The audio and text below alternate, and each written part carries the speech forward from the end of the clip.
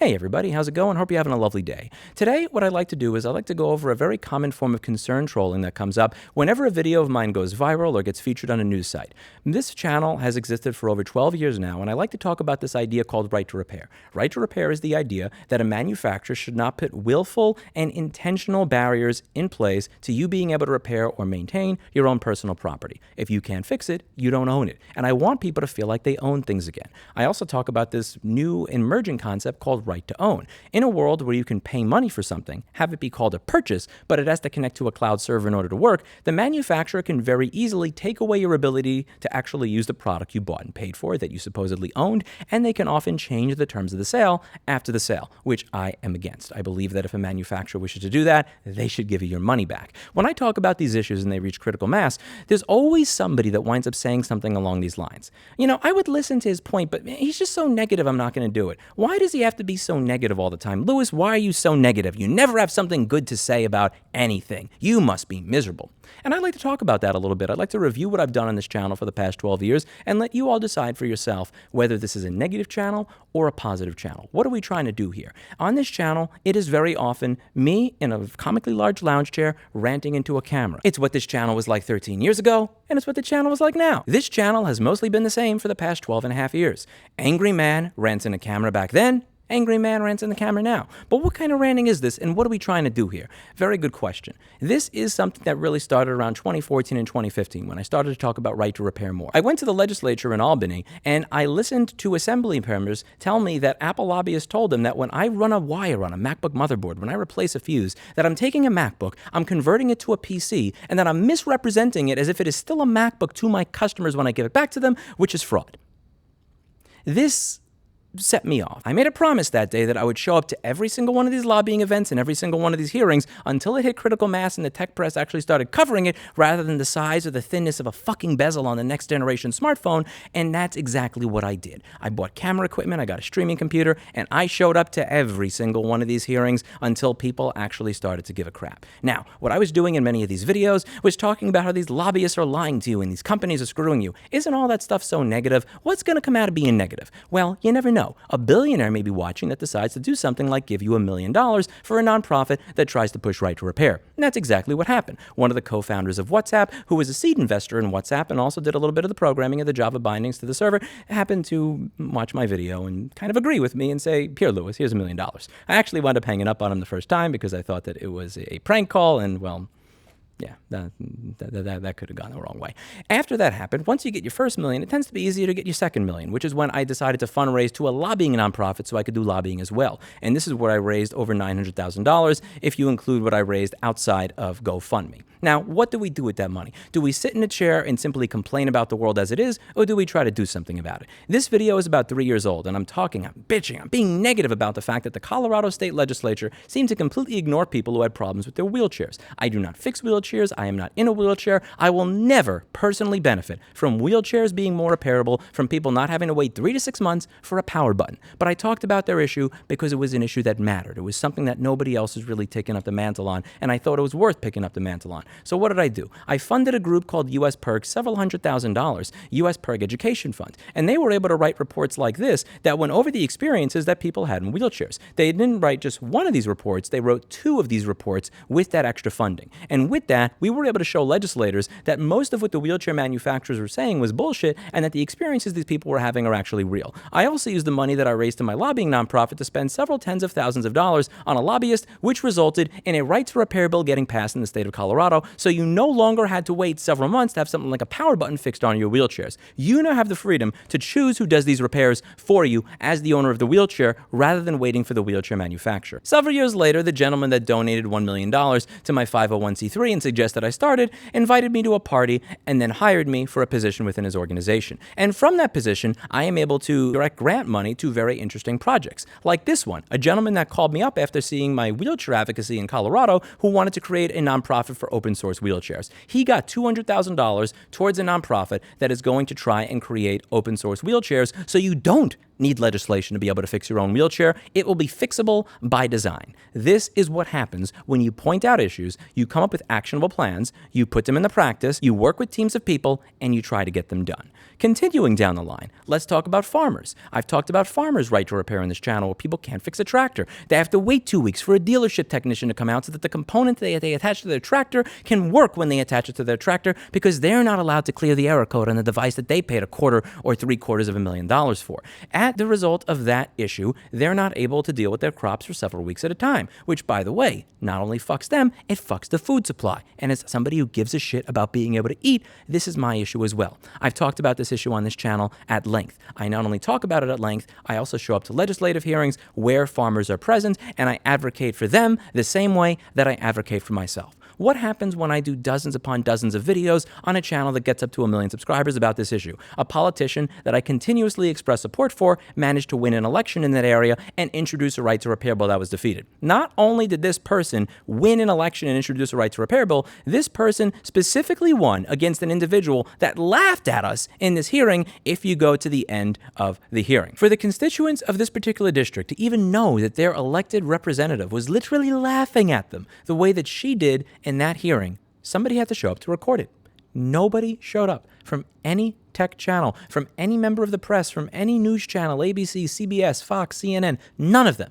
You know who showed up? Myself and my good friend Jessa Jones with our Sanford & Son truck camera setups to record the entire event so that those district's constituents could understand that their politician was literally laughing at them in a strong farming district, so that they now knew to vote that person out and to vote a farmer in. You see, at the end of the day, all I can do is sit here and yell at a camera and try to do some work on my own time. But these types of issues don't get this type of critical mass without the help of all of you. You are the people doing the work. You're the ones with the boots in the ground. You're the ones that are actually telling your friends about this. You're the ones that are trying to spread the word. You're the ones trying to fix people's things so that they can get excited about this again and make people care about living in a society where we own something. And above all, you're going to be the reason, not me, that our kids and grandkids will live in a world where we can actually say that we own things after we bought and paid for them. All I did was give it a little push. Not only did that happen, but a bill happened to pass in the House in Colorado, which is another bill that I spent lobbying money trying to get pushed forwards. And I also had just so happened to release some phone calls from a really corrupt person within the Farm Bureau, in my opinion, who was trying to claim behind closed doors that farmers don't really want to fix their own tractors. This is the type of corruption that needs to be aired. This is why it is important that we talk about these issues, because we have gotten so far down the rabbit hole of corruption that somebody whose job it is to represent farmers and to represent their interests to state legislatures are going out of their way to say on the record, in text and in phone calls that are recorded, that farmers don't really want to fix their own stuff. That's not really an issue, which is complete and utter bullshit. I've gone over the fact that Google decided to report somebody to the police because he had to take pictures of his son for a doctor's appointment during COVID when they weren't able to go to the doctor's office anyway. So he took a picture, he sent it to his doctor, and it got flagged. After this was flagged by Google, rather than looking through it and realizing this is an email chain and he's sending this to a doctor and this is a licensed doctor, and realizing that this is not something to be reported to the police as a P file, somebody at Google who hates children almost as much as Mrs. Friedland, 4th grade teacher at PS23, and yes, if you're watching this video, fuck you, decided that because this mother had a photo of herself with her child without a bra on, because apparently mothers don't breastfeed anymore, that this needs to get reported. And what did I do? Did I just complain about this being an issue? Or did I then, once I was a member of that organization that gives millions of dollars to these things, suggest and advocate that the best open source AGPL license program that competes with this, that in my opinion is better than Google Photos and iCloud, get several $1 million in funding so that they could take their development more serious and eventually come up with a cloud solution, open source, AGPL, run it yourself, or have it software as a service hosted by us so that your grandma can use something that doesn't spy on her. 5 years ago, I went over the fact that Google was logging every single thing you ever said into your phone, regardless of whether or not you consented to it, so that if your account was hacked, they have 10 years of every single thing you've ever said, audio recordings, and transcriptions. So if your account gets hacked, the entire world gets to listen to every single argument you have with your girlfriend, and it's not something that you can easily delete like email because you may have not even known that they were collecting this data. What do we do with that information? Once I got to work at that company founded by the billionaire, a regular viewer of this channel who was creating caption software decided that he was going to apply for a fellowship. He watched this channel, he learned about the fellowship, and when I read his application, I said, we need this guy. After he completed his fellowship, we hired him to to make a voice-to-text keyboard that you can view the source code of, that runs without internet permissions, that allows you to choose your own model, that can never spy on you by design, because you can see the source code, which means you can confirm that you're not being screwed. On this channel, I've gone over for many years, I've complained about, I've bitched about, I've been negative about the fact that MacBooks are difficult to fix. They're very difficult to do repairs on at the component level, and Apple doesn't do those repairs. Do I simply talk about the fact that they're difficult to fix? Or do I try to show you through thousands upon thousands of videos exactly how to do the repairs that I do, leaving nothing out? Not only do I show you how to do the repairs, but ever since raising all of this funding, I find other people to show you how to do the repairs as well. We create professional guides that I'll link down below on how to do the most miserable repairs there are, dealing with devices that randomly reboot, and coming up with diagnostic frameworks that will allow smaller shops that don't have the 80 hours to research one individual device to figure out why it randomly reboots, to be able to instantly diagnose that for a customer, thereby reducing the repair cost, increasing estimate accuracy, and making customers happier with independent repair in general. There's this thing that I hear on this channel all the time, which is, Louis, why can't you go back to doing the videos you used to do, where you weren't negative about things, you didn't complain about anything? I miss those days. Have you ever tried arranging my channel from the order of oldest to newest? Because there's a button right there. You can just click on it right here, and it'll do it for you.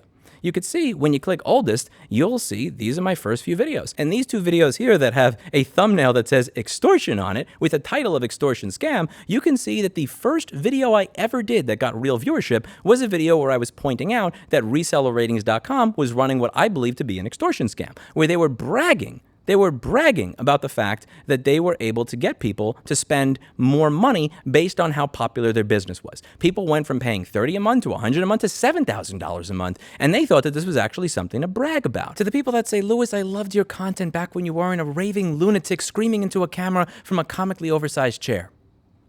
This video is 11 years old. All you gotta do is arrange my content from oldest to newest, and you will find all of it. Fuck you. Fuck people like you. Fuck people who like you. And above all, fuck the people that are responsible for you, whether it is your parents, your family, your friends, or whoever it is that abused you and turned you into the little self-righteous, self-centered piece of garbage that you are. You say that I've become crazy?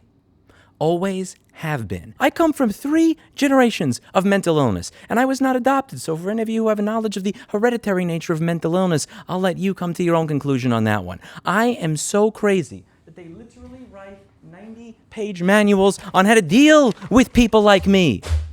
And I've read them. In today's world, being insane is a fucking compliment. When you take a look at the garbage that normal people have been forced to swallow and pretend is okay, for defending a $3 trillion company that charges you $2,000 to fix the $1,300 device when the only problem is a $5 screen cable that my receptionist can replace inside of 5 minutes. When people say it's okay, it's normal that General Motors and Chevy have a car that literally spies on you without your consent, figures out how fast you were driving, the angle of your turn, where you were going, reports that information without your consent to the insurance manufacturer so they can double your rate. We live in a world where it was normal, up until a year ago, for it to take 3 to 6 months for a wheelchair to be repaired because, God forbid, a normal, independent technician or the owner of the device is able to get access to a power button and change it. That's normal. I embrace being crazy. I am not ashamed of what I am, because in today's world, being crazy is considered a fucking compliment. Maybe I am crazy, but I'm the crazy you need, but most certainly not the crazy that you deserve. And especially the type of crazy, the right type of crazy at the right point of time, in the wrong type of dystopian society, to maybe make a little bit of a difference. I am crazy enough to have a business in a dying industry and have a YouTube channel that damn near guarantees that I will never get a job for the rest of my life. Anybody Googles my name from a resume and sees what I say about all these different companies. Do you think I'm ever getting a job at a Fortune 500 company? Do you think I'm ever making it past an ATS system? I'm crazy enough to have 2 million subscribers and tell every single company that has reached out to me for a sponsorship to go fuck themselves in spite of the amount of money that I can make. 0 sponsors over a period of 12 and a half years. This is where somebody will say, Louis, you're just doing this for YouTube money and views. That's obviously safe income for you. Why would you even try to pretend to trick us into believing that you would ever have to get a job? You could just make money on YouTube. You mean the platform that sent us a cease and desist because we started making a better application than theirs that we responded to by giving them a middle finger on their own platform? Yes, I am that crazy. I'm crazy enough to give the middle finger to anybody that I believe is screwing over the end consumer. And I'm crazy enough to put my blood, sweat, and tears into doing so consistently. As long as there is a middle finger to be given to somebody who screws over the American consumer, I will be here with the screw loose, ready to give it to them. I'm crazy enough to put in my time, my effort, my finances, and my reputation to ensure that the world that I live in is the type of world that I want my children to live in. I am not hiding the ball. I am crazy. And anybody who's been watching this channel for more than 10 seconds knew that shit 12 and a half years ago. On this channel, the reason that I speak about issues, the reason I am negative, the reason I bring up things that are bad is because I want to fix them. And the only way that you can improve something that could be better is by pointing out what's wrong. That is the first step. There are many people in this world that will happily monetize your misery by pointing out what's wrong and never trying to come up with a solution, never working towards it, never putting their own blood, sweat, tears, money, or reputation on the line to try and improve society 0.1%. I do. And I suggest that every single one of you do as well. And if that makes me crazy, well, fine, I'm crazy. Because frankly, I was crazy anyway. Might as well be crazy in a way that makes the world a better place. That's it for today. And as always, I hope you learned something. I'll see you all in the next video. Bye now. I really should put that manual back in order.